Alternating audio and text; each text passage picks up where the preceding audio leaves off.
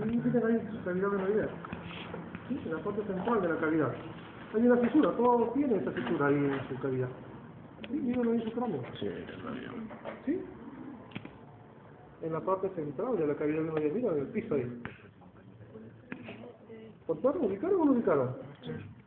Esta es la fisura petrotimpánica de Glasser. ¿Qué se llama? Fisura petrotimpánica de Glasser. Eso es Gasser, es Glasser, la cosita de Gasser es otra cosa, que es petrotimpánica de Glasser, con una sola S, Glasser. ¿Por qué ese nombre? Loco, pues. La arteria timpánica, ¿sí? Y el nervio, la cuerda del tímpano. ¿Sí? La arteria timpánica y el nervio cuerda del tímpano. Ya hablaremos en su respectivo momento de ese nervio, en instantes ahí. La cuerda del tímpano. Pero les adelanto una cosa. Cuando uno tiene un proceso gripal, ¿sí? Muy fuerte, alguna vez lo ha tenido, la petrotimpánica de Glasser, ¿sí? O fisura de Glasser, como quieras llamarlo, nos divide la cavidad venoidea en dos. En dos zonas. ¿Sí? ¿Lo estás viendo ahí? Una zona articular que está sin pintar, y la otra zona llamada la zona no articular. ¿Sí? Una zona articular, una zona no articular.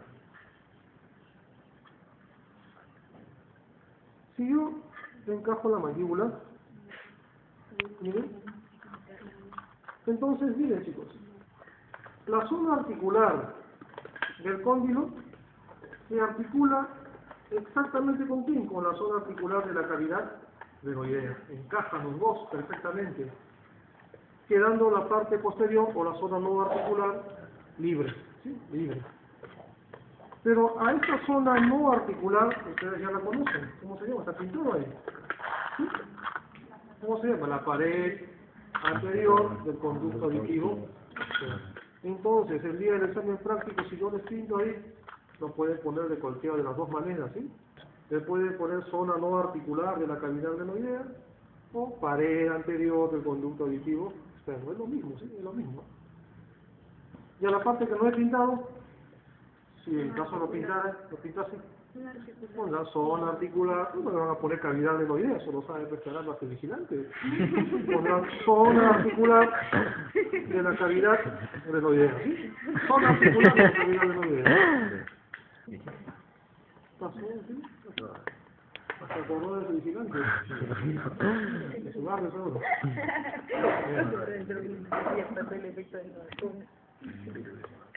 Le gritó. Okay.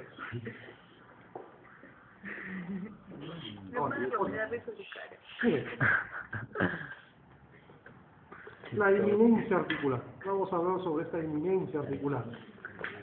Esta inminencia articular, también llamado cóndilo del temporal, ¿ok? Es una estructura muy interesante. Les explico por qué.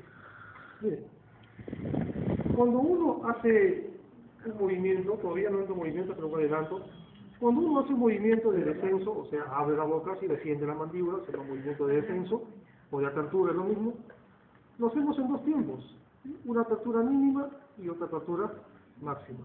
Miren al cóndilo, ¿qué hace el cóndilo? El cóndilo de la mandíbula. Cuando yo hago apertura mínima, simplemente el cóndilo no se desplaza, ¿no ves? El cóndilo simplemente está rotando dentro de la cavidad, o sea, hace un movimiento de rotación, nada más, dentro de la cavidad venoidea, en la apertura mínima. Pero si yo le doy una apertura máxima, mira el cóndilo se va hacia adelante, hace un movimiento de traslación. ¿Vamos? ¿Sí? Repito, en apertura mínima el cóndilo rota dentro de la cavidad venoidea.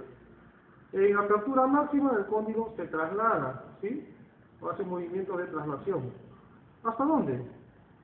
Hasta que choca con quién? Con la inminencia articular. Entonces, la inminencia articular sirve como tope, ¿sí? Como un tope, ¿para qué? Para que ya no podamos deslizar más nuestra mandíbula. Vamos.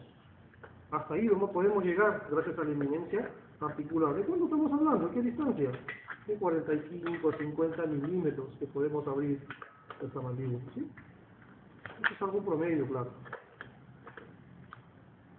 ¿Okay? Entonces, el cóndilo o el cóndilo temporal o la eminencia articular es el que sirve de tope para ya no deslizarnos más allá. Pero existen situaciones, chicos, eso no lo estoy inventando, nada de eso. Hay acciones odontológicas en que uno puede luchar al cóndilo, por supuesto que sí. Por ejemplo, una exodoncia en el maxilar inferior. Supongamos que tienes un paciente para realizar una exodoncia de cualquiera de las 3 molares. Y una mala maniobra, como por ejemplo te olvidaste de poner la mano, pues, porque lo correcto es poner la mano en el maxilar inferior, de esta manera. ¿Ok? Y después hacer el movimiento respectivo, que es cierta fuerza para poder extraer la pieza dental. Pero si no haces eso, te olvidaste o te dolía la mano, qué sé yo. Si no haces eso y haces una fuerza demasiadamente brusca para extraer, entonces ¿qué haces? Estás desprendiendo, estás forzando esto. Y llega un momento que esto salta, pues. Salta así por encima de la eminencia articular y se va así, se va atrás. Y la mandíbula queda bloqueada, ¿sí? Dolor, por supuesto, pues un dolor terrible para el paciente. Eso sucede en un montón de casos. Ahora, ¿el paciente podrá hacer eso, podrá regresar su mandíbula? No, pues se desesperará, llorará. ¿Qué es lo que hace el odontólogo? Pues, ¿sí? Agarra las crestas con las líneas oblicuas externas ahí. Nunca pongas el dedo encima del diente, ¿no? Jamás en la vida. Pon entonces la línea oblicua externa. Hacia otra fuerza, un movimiento hacia abajo y hacia atrás. ¿Para qué? Para poder posicionar nuevamente. Posicionas nuevamente, ¿sí? Nuevamente el cóndilo. Por supuesto, no es nada del otro mundo. Pero ¿qué es lo que pasa? ¿Qué es lo que pasa entonces cuando el paciente hace eso? Cuando haces eso, miren, la misma reacción del músculo hace que el paciente cierre la boca fuertemente. O sea que si tú lo agarras bien, el paciente pues se puede romper los dientes porque la respuesta es inmediata de los músculos. Y si tú eres tanto sus dientes, pues ay, mi madre, puede crecer. Saber todo eso. Eso te van a explicar seguramente ya en clínica. Pero ahí no termina la cosa. Lo que pasa es que cuando ya se salió una vez, entonces esto queda un camino, ¿sí? Queda un camino, una brecha, ¿sí? Una brecha de acá. Entonces, cada vez que ese paciente abra la boca, ¿sí? Abra la boca, entonces se va a salir su mandíbula, ¿sí? Se va a salir. Cada vez que el paciente quiera bostezar o quiera comer una manzana, ¿sí? Como ya hizo un camino por acá, ya hay un camino, entonces se sale, pues simplemente, ¿sí? Simplemente sale. Hasta que ya se hace una costumbre, pues y hasta el paciente ya una vez que el paciente está acostumbrado, el mismo pues lo coloca su mandíbula. Soy bien mentirosa. ¿Cómo ser mentiroso? ¿Cómo lo va a volver a meter? Porque ya pues es un camino, o sea, es natural, ya no le duele. Porque los ligamentos se han extendido, facilísimo ya. Antes de la prueba. Sacan una muela, sé cómo es. Ok.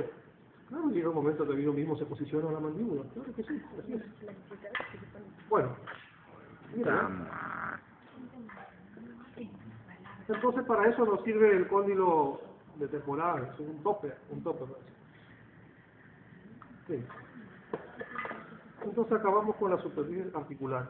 Ahora,